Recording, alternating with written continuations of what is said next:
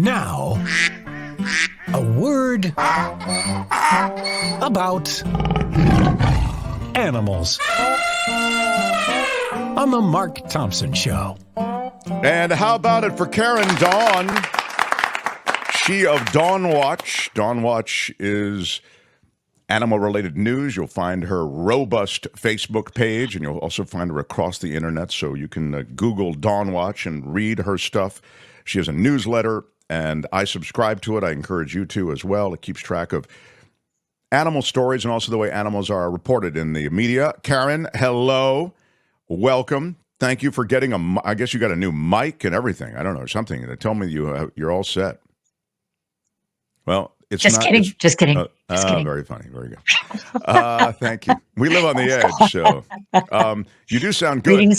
Greetings from the deep freeze. Yes. I know it's cold where you are. Tell us what you've got today. Well, a couple of things. Before we get to our main story, I had to share with you that in the Los Angeles Times today, there's a story on whether wind turbines or fracking kills more birds. And I thought I had to share that with Mark because he'll be so happy to hear that it's not about cats. It's not about cats. Birds are being killed everywhere, huh? And exactly. What was wind turbines are not good for birds. That's for sure. But you know what? Fracking's worse, and the amount of bad play that wind turbines get, it's probably mostly thanks to advertising and social media push by people who are against clean energy. Yeah, I mean, this is important just because you mentioned it, and from the article. Oil and gas drilling is worse for birds than wind power, and that's without even getting into the consequences of burning fossil fuels. Audubon scientists have estimated that nearly 2/3 of North American bird species could go extinct if humanity doesn't accelerate its transition from planet-warming fuels to climate-friendly energy like wind and solar. And fracking may be especially bad for avian life, they say. Right. In important bird areas identified by the this Audubon Society, in those habitats, Christmas bird count numbers fell even more dramatically after oil and gas wells were drilled. So species diversity fell too. So just a note on it, rather than just the headline. I just wanted to mention. Really appreciate that. Yeah. And to me, the main thing I was struck by when I read this was, because wind turbines aren't good either. And I think what we have to just start realizing is that, with 10 billion people close to on the planet, we have got to start changing our behavior, not just looking for a magic bullet to keep doing exactly what we're doing. And then hope that we find the exact energy solve that allow us to, lead these lavish lifestyles, because whatever solution we're looking for is going to have some problems. And I just think we need to take it down a little bit. As Ed Begley Jr. used to always say, live simply so that others may simply live. And those others might be other people, and they might be the species we share the planet with. Well, sadly, I think that baked into the species is, wanting to, and certainly baked into the culture is wanting conveniences and to, build technologies and other aspects of society that provide a decent lifestyle and as big a lifestyle as you can possibly get. I also decent think, and as big as you can get aren't necessarily the same thing, though. And that's what I think we just have to be a little aware of. That's what I'm saying. But I guess, look, I'm with you. I'll tell you what, I'd walk to work even if it were 3.5 miles or whatever, if that's the way society's set up. It's not. It's set up so, you can drive, your wife can drive, your kid can drive, you all have cars, and, the skidoos are in the back. I mean, and you could say, well, that's just that's excessive. And I don't know. The way the culture is set up, that's the way it's set up. It would take a true rebooting and reckoning of the culture to change that. I'm up for a rebooting, and I just want to, it's a consumer start society. putting that message out there a little bit. I told you I'm in the deep freeze. I'm in Austin at the moment, and it was 16 degrees when I woke up this morning, and it's not going to go above freezing for a couple of days. And it's me and the doggies in this rather nice sized house. So I just don't have the heating on all through the house. And sure, it saves money, but I'm blessed. I can actually afford my heating bill. That's not why I think. I mean, I have, of course, some heat on throughout the house. I misspoke there because otherwise the pipes will freeze. But I don't have the whole house at 65 or 70 because we're just in this one room. And just thinking that way, that you don't need to be blasting heat through a large house when you're only using one room. If people started to think more that way rather than let's find the perfect clean energy solution, rather than thinking let's use a little bit less energy because the amount of energy and resources that the human species takes up on this planet is just so And outsized. sadly, the world. This is a part of a much longer conversation, but the worldview that I think society generally has is a fairly small one. Um, let's move back, if we can, in a more focused way, anyway. Although everything you just mentioned does affect animals, so I understand why you mention it. Absolutely. So this is pretty good news that I saw, and it's also kind of weird. I'll get to the weirdness in a second. There is a major shift in Korea, a place where it has always been okay to have dogs on the menu, and they have these dog, what you can tell us, compounds where they raise these things in horrible conditions, the same kind of horrible conditions that all animals are raised for food. But then they have even worse aspects to the dog stuff as they serve it. You can touch on this and speak to it. Go ahead. Sure. So, big story broke last week, actually, that Korea had banned dog meat farms starting 2027. I think they're all going to be completely gone. The Los Angeles Times was slower to pick up the story and did a better job of it, as I mentioned to you earlier. That it's on page 2 of the LA Times today, a big lead story. And the difference in the LA Times coverage was that they interviewed people who really looked at the speciesism of suggesting that it's somehow worse to kill dogs for meat than it is to kill other animals. And I think, Mark, what you were getting at just now is some of the stories that have come out is that they torture the dogs before they kill them. You know, that has probably happened. There might have been a farm or two that were doing it. That might have been something that people were doing. But the impression I get the more I've read and studied is that more of those reports have to do with people coming to terms with making excuses for why they're against dog meat and not against cow meat or bird meat. And anybody who's done any research on farming here, as you just mentioned, and as the Los Angeles Times mentions, but not many places will mention, is that the way we keep birds and pigs, etc., isn't really any better than the way Koreans were keeping dogs. And even with, there were stories coming out that, oh, the dogs would be blowtorched because it would make the meat taste better. That might have happened once or twice. But as you have mentioned in our segment before, in the United States, the humane slaughter law doesn't cover birds, and they are 98% of the land animals used for food in this country. And that means a lot of them get boiled alive because if what happens is they get put on these conveyor belts in the slaughterhouse. They're hung upside down, and a knife is supposed to slash their throat so that they bleed out, and then they get dipped into an electrified stunning vat, and then they get dumped into hot boiling water to be defeatherized. But the birds who are hung upside down and are struggling to get up, well, their necks miss that slash. And so by the time they get into the boiling hot water vats, they are still completely conscious. And the Washington Post covered this and said it happens to about 1 million birds a year.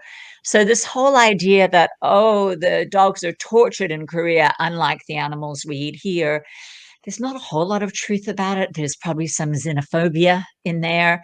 And there's kind of, excuses being made for why we think we have the right to tell Koreans what to eat. Now, all that said, anybody who watches this segment regularly, who's seen me on my couch rather than on this office chair today, knows that I usually have dogs on my lap. I'm mad about them. Of course, I understand why we don't want dogs killed for meat. But I was so happy that the Los Angeles Times, did bring up this question of, well, is it necessarily any different? And what I have to point out, they actually quoted Peter Singer as saying it's just speciesism, but then he said, but still, it may do some good that they've been banned.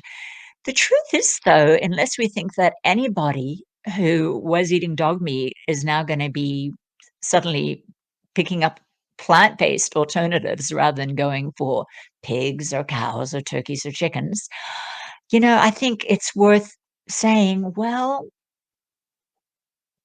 how much good does it do? And of course, I come from a vegan perspective. That's my way of eating. And I don't tell other people what to eat. People come to things in their own time and do what agrees with their own values. But I do like to challenge, the mainstream narrative of, oh, this is so exciting. And it's like, well, not if you're a cow or a turkey or a pig and I sent you guys some video. I hope Tony has it that he might bring before up. we get to Yeah. it, I just want to take this on. Another aspect of halal meat, I guess that's kosher meat, right? Is the animals are not supposed to be killed Same in front idea. of other animals, a holy meat or some religious. I thought that it was kosher, but maybe something. At the mass-produced halal farms, I doubt this is happening, says Lanzetta. There is I hate that we do get into this, but we get out of it, which is the good news. Some of the specifics, you just know, I'm better, I don't want to know this. I know it's bad, but there's a total myth that there is some humane slaughter going on associated with kosher meat or halal. It's BS. There is no humane slaughter. Okay, there just isn't. Straight, full stop. I don't want to talk about it now because I don't want to. I don't want to get into how gruesome it is, but trust me. I'm going to insist on answering that without getting into how gruesome it is. But I just want to say that with kosher meat, which I know more about than halal meat, but I think they are very similar. What is halal? I'm sorry. Then tell me what halal is. Educate me. Halal is the Muslim version, but it Okay. comes from the same biblical Okay. laws. Thank you. It's similar, Sorry, guys. and I wasn't aware. Islamic food. I see. Okay. They're not killed at traditional slaughterhouses. Okay. And I know with kosher meat that there are laws that say that the animal has to be totally conscious and killed with one clean slice to the neck. And the whole idea of totally conscious was that you weren't allowed to abuse your animals to the point of death and then slaughter them. So it really came from a good place. The Bible is full of all sorts of laws that protect animals. And that's where the whole idea of kosher meat came from. The problem is, as society evolved and we came up with things like stunners, by when obeying the letter of the law rather than the spirit of the law, kosher meat does not allow the use of stunners. So the animals have to be completely conscious right up to the moment they're killed. So it ends up being crueler than other meat, even though that absolutely was not the intention. So that's something worth people knowing. Yeah. No, I didn't. And I didn't. I mean, I kind of knew the broad strokes, but didn't know. All right, then. Is that it for today, or that's good news? No, I just want. Well, it's interesting, but I have to ask you why. Why is it good news about the bar dog? Just because we like dogs? Yeah, I think it. I think that's one reason. Bad news for the cows, and I do want that video that I sent along with Tony. Of the if there's cows. no music on it, Tony, we can play it. We'll play it without the music. I think he's actually playing the guitar for his cow, but we don't have to hear what he's playing. But here it's is the thing that Karen sent. A picture paints 1,000 words. I guess if it's if it's the guitar, I guess it's fine. Yeah, this I is don't fine. know. Yeah, he's certainly not going to mind. It's the folks at this lovely sanctuary. And so when somebody's saying it's such good news that we're not eating dogs, I don't know if Jenna would agree. That's Jenna on his shoulder there. So...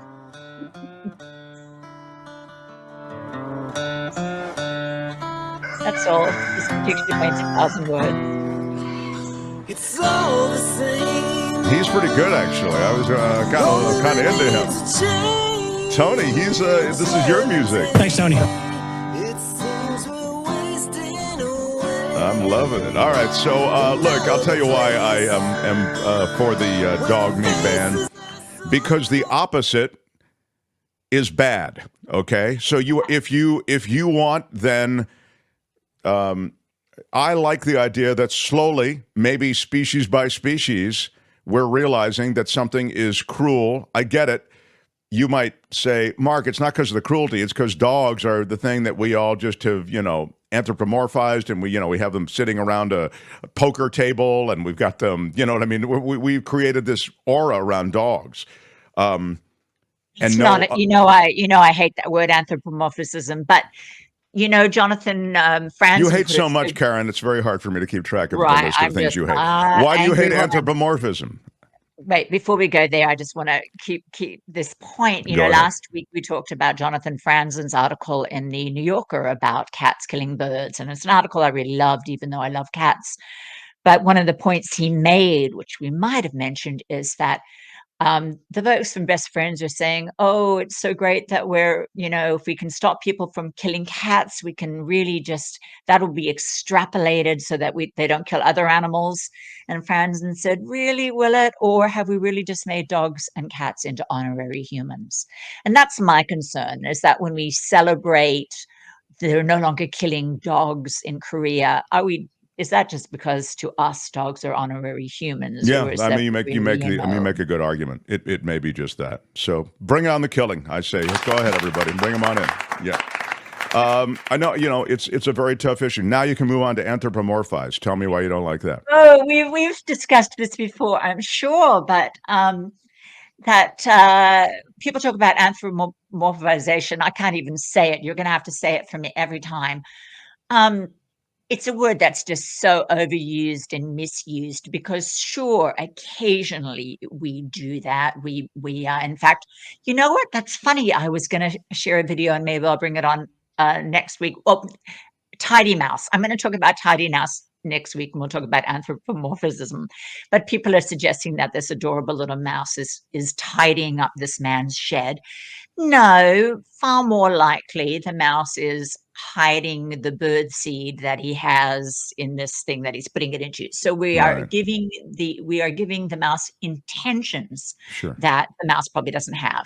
But what we rarely do, which we get accused of doing, is giving animals emotions that they don't really have, because they do share all of our emotions. And this idea, it used to be you couldn't say an animal was happy. You had to say they are experiencing positive emotional states or something like that.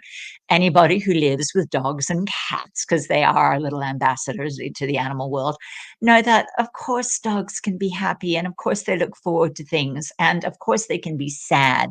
And that word anthropomorphization is so widely misapplied and over-applied.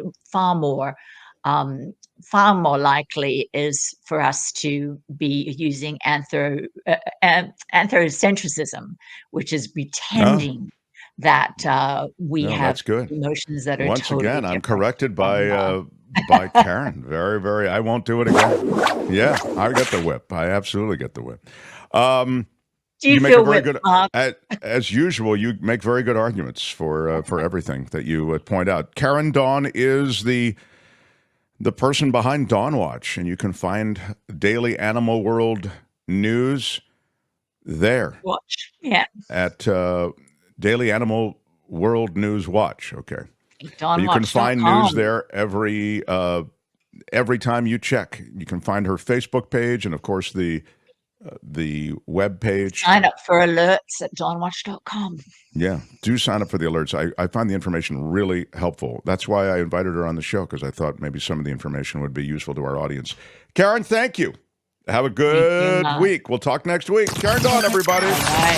Bye-bye. That is a word about animals for today. Join the flock. Again next time for a word about animals on the Mark Thompson Show. Hi, it's Mark, and I thought that was great. Hit the notification bell. You'll know whenever there's a new video being dropped, and please subscribe to our channel to help us save the universe.